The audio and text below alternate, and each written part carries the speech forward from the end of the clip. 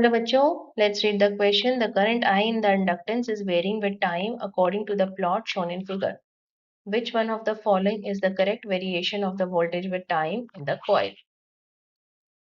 So बच्चों, here our key concept is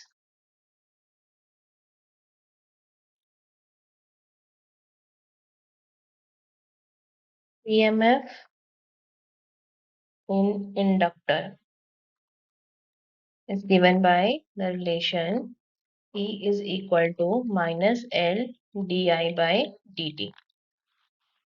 Now according to question आपके पास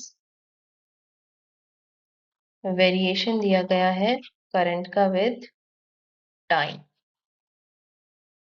इस तरह से। ये है आपके पास मैक्सिमम वैल्यू आई नॉट,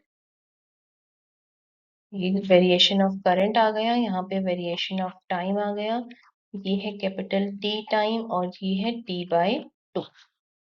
अब बच्चों अगर हम ये फॉर्मूला यूज करें EMF is equal to minus d i by d t for t is equal to 0 to t by 2, जो आपका d i by d t है वो कैसा है, कांस्टेंट। दैट मीन्स अगर हम प्लॉट करते हैं यहाँ पर V versus T, so it will be somewhat like this क्योंकि कांस्टेंट है, ये हो जाएगा एट टाइम t by 2। अब जैसे ही यहाँ पर टाइमिंग पहुंचेगी t by 2, तो आपका जो वैल्यू है D i by d T का वो जीरो हो जाएगा क्योंकि कांस्टेंट वैल्यू पहुंच गई तो चेंज क्या होगा, zero. So that mean now it would be zero.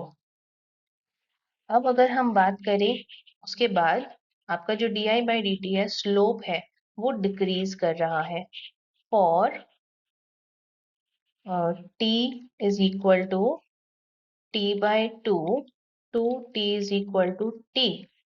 जो आपका d i by d t है वो है तो फिर से कांस्टेंट वैल्यू है, स्लोप जो है इस लाइन का वो कांस्टेंट है, लेकिन वो जो उसका स्लोप है वो नेगेटिव में है। तो हम ये कह सकते हैं कि यहाँ पर ये कुछ इस तरह से होगा, like this।